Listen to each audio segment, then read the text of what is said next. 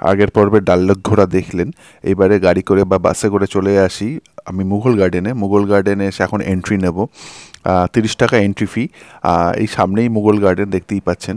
এখান থেকে entry fee হয়ে গেছে, টিকিট কাটা হয়ে গেছে। এবারে ভেতরে ঢুকছি। মুঘল গার্ডেন অনেক ছবিতে আমরা দেখেছি, বিশেষ করে হিন্দি ছায়াছবিতে মুঘল গার্ডেনের শুটিং দেখেছি বা প্লেসটাকে আমরা দেখেছি। আর অপোজিটে দেখতে পাচ্ছেন ডাল লেক।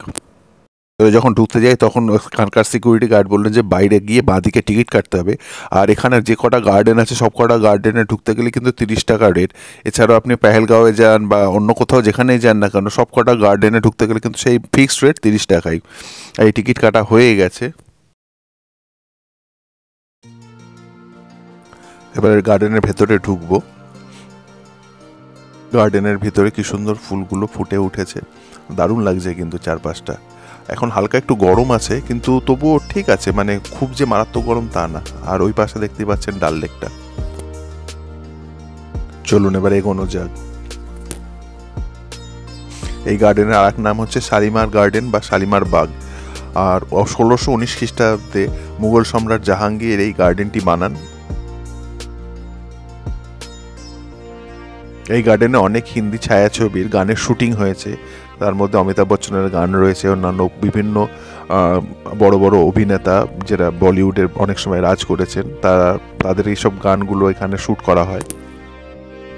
আচ্ছা, এই গার্ডেনের ভেতরে কিন্তু কোনো রকম খাওয়ার স্টল নেই, তো আপনারা কিন্তু কিছু খাওয়ার নিয়ে ঢুকবেন। যদি খিদে পায় তাহলে আপনারা কিন্তু বসে খেতে পারেন। খাওয়ার ব্যবস্থা রয়েছে আর জলের ব্যবস্থা রয়েছে, জল নিয়েও ঢুকতে পারেন, অথবা এখানে কিন্তু জলের কাউন্টার রয়েছে। জলের কাউন্টার বলতে মানে ট্যাপ রয়েছে, সেটা আপনারা কিন্তু ইউজ করতে পারেন বা সেখানকার জল খেতে পারেন। টিউলিপের মতন দেখতে এই লাল ফুলগুলোর নাম জানা নেই, আপনারা যদি জেনে থাকেন তাহলে কমেন্ট বক্সে কমেন্ট করে জানাবেন এই ফুলগুলোর নাম কি। সারা গার্ডেনে কিন্তু এই ফুলে ছেয়ে রয়েছে, মানে খুব সুন্দর লাগছিল যার জন্য। এই ছোট বাচ্চাটা আমার সঙ্গে খেলছিল, ক্যামেরা দেখেই আমি যেখানে বসেছিলাম তার পেছনে সিটের পিছনে লুকিয়ে পড়ছিল। খুব সুন্দর বাচ্চা, এরা তো বোঝে না, মানে মানুষের এখনকার যে জটিল মানসিকতা সেই সবে তো ওরা অতটা ওয়াকিবহাল না, তাদের শিশু মন।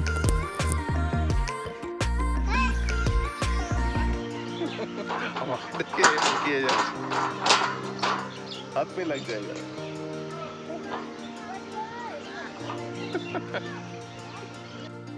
কিছুক্ষণ বাচ্চার সঙ্গে সারা রাত করে বা দুষ্টুমি করে তারপরে আবার এগিয়ে চললাম গার্ডেনটা পুরো ঘুরবার জন্য। যেহেতু বললাম একটু হালকা গরম আছে, তাই বারবার জল তেষ্টা পাচ্ছিল। তবে খুব মারাত্মক গরম ছিল তা কিন্তু নয়, হালকা একটা গরম ছিল।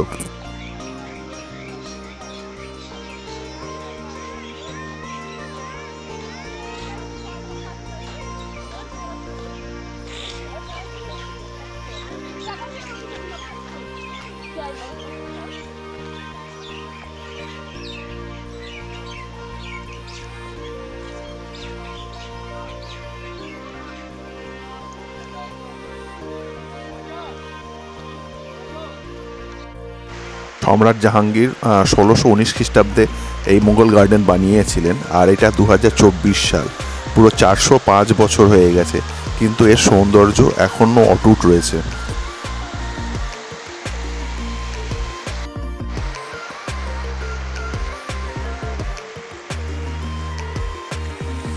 অনেকে তো এর মধ্যে নেমে স্নানও করছিলেন।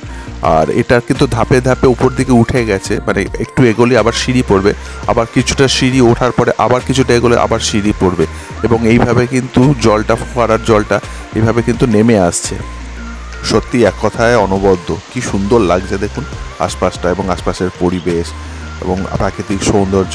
আর ওই দূরে দেখতে পাওয়া যাচ্ছে ডাল লেক, আর ডাল লেকের পরে একটা ছোট্ট পাহাড় মতন দেখতে পাওয়া যাচ্ছে।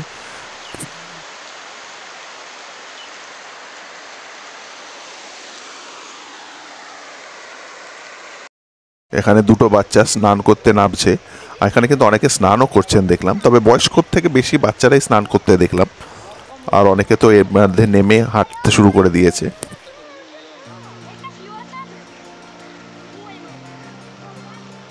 নিচের থেকে 2-3 ধাপ উপরে উঠে চলে এসেছি। আগে যেটা বললাম যে কিছুটা এগিয়ে এগিয়ে যেতে হয়, তারপরে আবার কিছুটা সিঁড়ি মতন করা আছে, তারপরে উঠতে হয়। এখন একটু দাঁড়িয়ে আছে এইখানটাতে, আর দেখছেন ঝর্ণার জলটা কীরকম পড়ছে।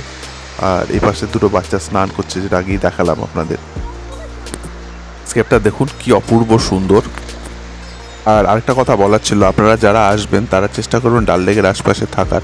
হাউস বোটে একদিন থাকতে পারেন। আর ডাল লেকের অপোজিটেই কিন্তু প্রচুর হোটেল রয়েছে বা স্টেইং অপশানস রয়েছে এবং বিভিন্ন বাজেটের হোটেল রয়েছে, যেমন 1000 টাকা থেকে শুরু হয়, 8, 10, 20,000 টাকা অবধি হোটেল রেট রয়েছে। তা আপনাদের সামর্থ্য মতন বা সুবিধা মতন আপনারা আপনাদের মতন হোটেল চুজ করে সেখানে থাকতে পারে। এখানে ছিলাম, তার নাম হচ্ছে সানাত নাগার। সেটা হচ্ছে এখান থেকে প্রায় 12 কিলোমিটার দূরে, আর ডাল লেকটা এখান থেকে 4 কিলোমিটার দূরে। আজকে আমার শ্রীনগরের দ্বিতীয় দিন। কালকে এসেছিলাম, ঢুকতে ঢুকতে প্রায় 6টা বেজে গেছিলো, যেটা আপনাদের সঙ্গে শেয়ার করেছি ভিডিওর মাধ্যমে। আর আজকে বেরিয়েছি, আজকে যেমন দেখলাম ডাল লেক, তারপরে এখানটায় এসছি এই জায়গাটাতে দেখে, তারপরে এখান থেকে যাব নিশাদবাগ, যেরকম বললাম। এখন ঘড়িতে 3:30 বাজে। এখানটা আরেকটুখানি থাকবো, তারপরে বেরিয়ে চলে আসবো। এরপর এখান থেকে বেরিয়ে যাব নিশাদবাগে বা বোটানিক্যাল গার্ডেনে, তারপর ওখান থেকে আবার যাব পরিমহলে। নিশাদবাগ বা মুঘল গার্ডেন দেখা হয়ে গেছে, আর এখান থেকে 2 কিলোমিটার দূরে বলো শালিমার বাগ বা শালিমার গার্ডেন। তা শালিমার গার্ডেন আর যাবো না, এবারে এখান থেকে যাব, দেখছি পরিমহল যাওয়ার ইচ্ছা আছে, দেখি বাস পাই। থেকে 4 কিলোমিটার দূরে হচ্ছে চশমেশাহী। চশমেশাহী থেকে পরিমহল যাওয়া যায়। তা এখন বাসের জন্য ওয়েট করছি, হয়ে গেছে যেহেতু দেখা, এবারে যাব চশমেশাহী। বাস আসবে পিছন দিক থেকে আর যাবে উল্টো দিকে, সামনের দিকে। তা চলুন এখন বাসের জন্য ওয়েট করি, কখন আসে দেখি। পেয়ে গেছি 20 টাকা নেবে বললো, এখান থেকে 4 কিলোমিটার চশমেশাহী। বসে পড়েছি, চলুন যাওয়া যাক চশমেশাহী।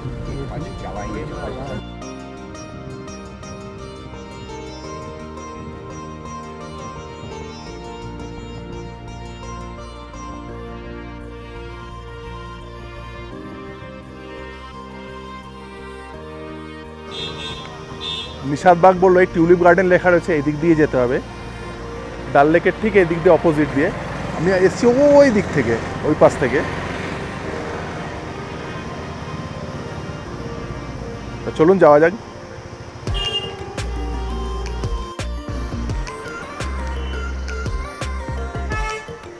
বোটানিক্যাল গার্ডেন সামনে, এখান দিয়ে এন্ট্রি মনে হচ্ছে। সব এখানে গাড়িগুলো রাখা আছে পার্কিংয়ে।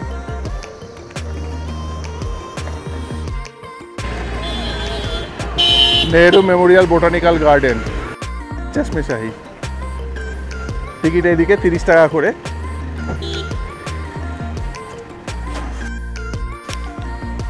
জাস্ট ওয়াও বললেও কম বলা হবে, অসম্ভব সুন্দর।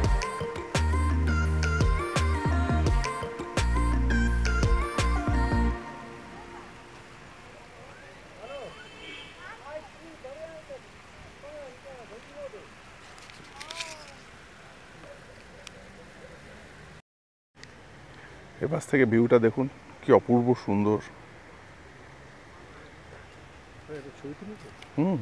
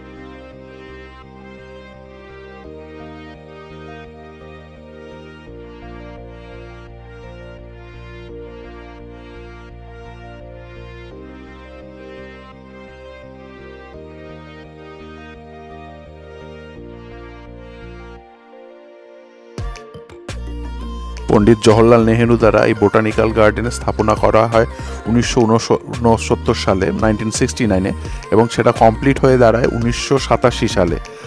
প্রায় অনেক দিনই লেগেছিল এটা তৈরি করে সম্পূর্ণ এস্টাবলিশ করতে।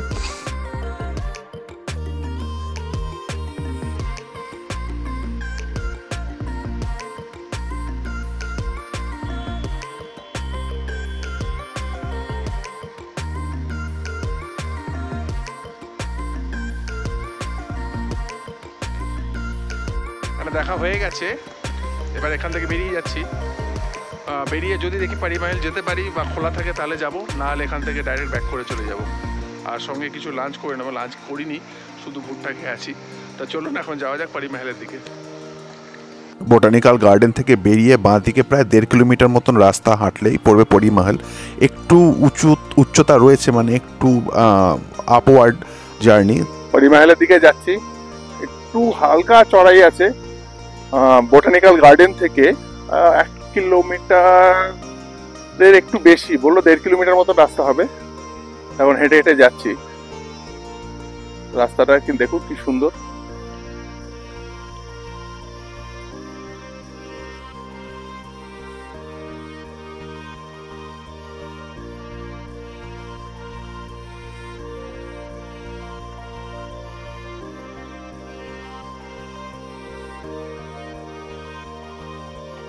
প্রায় 1 কিলোমিটার মতো রাস্তা হেঁটে এসেছি, এখন দেখা যাক আর কতটা যেতে হয়। আমার তো মনে হচ্ছে 2 কিলোমিটার মতন রাস্তা, নিচে একজন বললো তো 1.5 কিলোমিটার।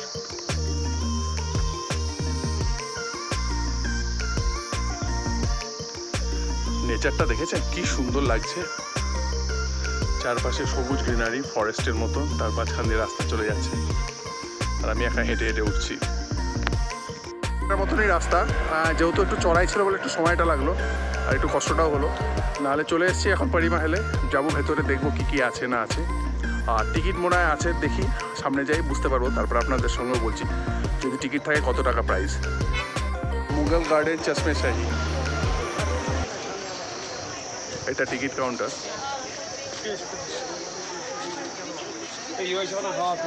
এখানেও 30 টাকা করে টিকিট অ্যাডাল্টদের জন্য, আর চাইল্ডদের হচ্ছে 15 টাকা করে, আর ফরেনার্স হলো 100 টাকা।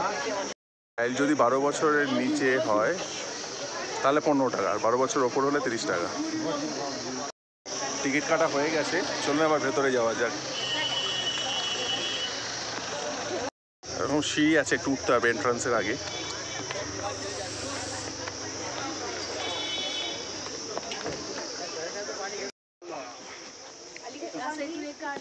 খুব সুন্দর করে সাজানো।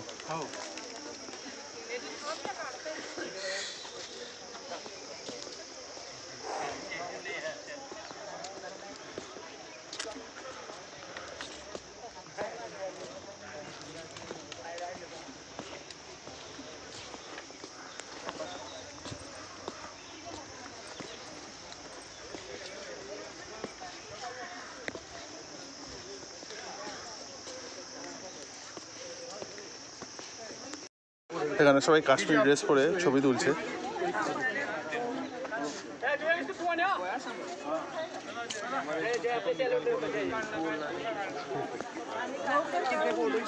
ওই দূরে ডাল লেকটা দেখতে পাওয়া যাচ্ছে।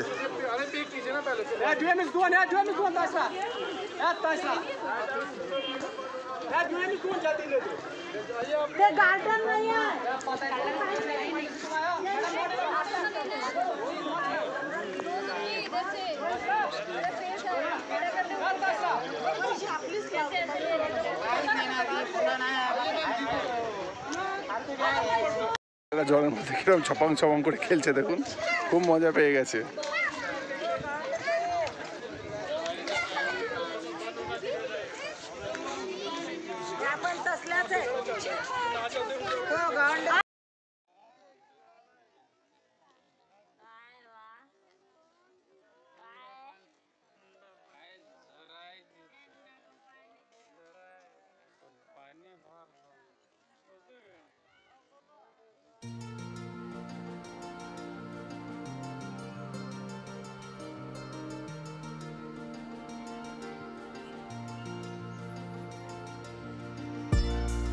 পরি মহলের সৃষ্টিকর্তা হচ্ছেন সম্রাট শাহজাহান।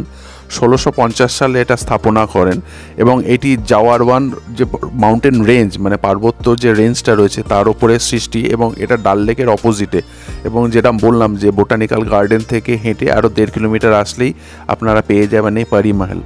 আর এখানে একটা প্রবাবলি হট স্প্রিং রয়েছে, যেটা সবাই বলা বলি করছিলেন, তা আমি দেখিনি জলটা টাচ করে যে জলটা সত্যি গরম কিনা।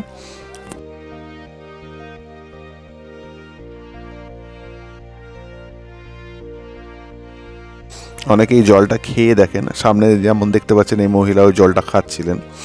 আর এখানকার সৌন্দর্য যে মুঘল আর্কিটেকচার সেটা সত্যি অবর্ণনীয়। মানে এত সুন্দর আর্কিটেকচার সত্যি আমরা সচরাচর খুব একটা দেখতে পাই না।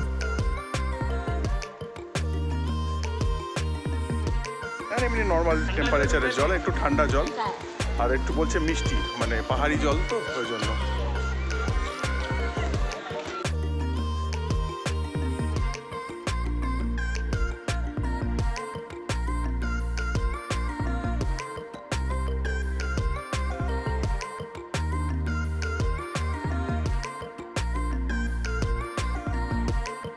সামনে কত রকম ফুলের বাহার দেখতে পাচ্ছে।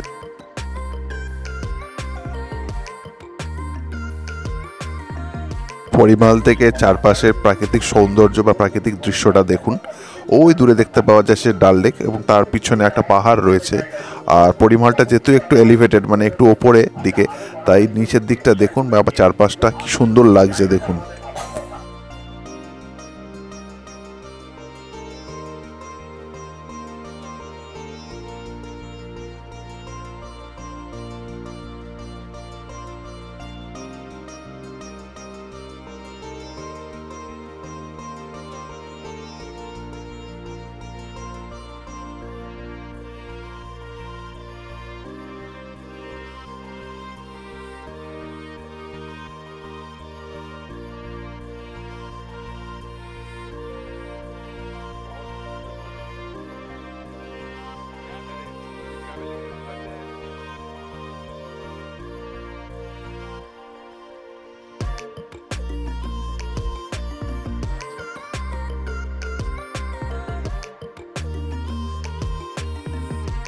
ঘড়িতে বাজছে 5:35, প্রায় দেখা এখানে শেষ হয়ে গেছে। এবার এখান থেকে বেরিয়ে যাব, একটু কিছু খাবো, তারপরে চলে যাব হোটেলে।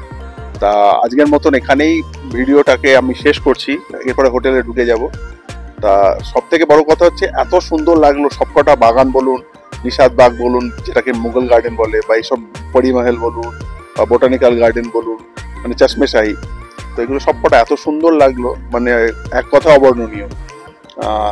সত্যি কথা বলতে গেলে ভূস্বর্গ যাকে বলে, কাশ্মীর সত্যি ভূস্বর্গ।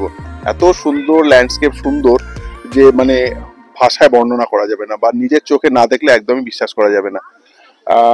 ক্যামেরাতে কতটা জাস্টিফাই করবে জানি না, তবে নিজের চোখে যা দেখলাম সত্যি একটা আনফরগেটেবল মেমোরিজ। ডাল লেকের ওপরে সূর্যাস্তের ছবি কি অপূর্ব লাগছে। এখন ঘড়িতে প্রায় 6:30 বাজতে চললো, আর এরপরে একটু বাদেই সন্ধ্যে নেমে আসবে।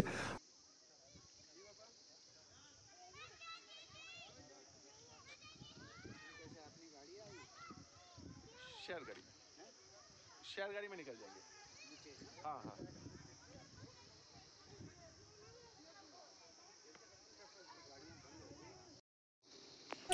শ্রীনগরে একজন জাজ আমাকে বাড়িতে ডেকে নিয়ে গেলেন এবং চায়ের অফার করলেন। তা কথায় কথায় ওনার সঙ্গে অনেক কথাই হচ্ছিল। তা বললেন যে এখানে আমাদের শীতকালে পুরো বরফে ঢেকে যায়। তা অনেক কথাই শুনছিলাম ওনার থেকে, এবং উনি আগের গাড়ি করে আমাকে পৌঁছেও দিলেন। এখন ডাল লেকের পাশ দিয়ে যাচ্ছি।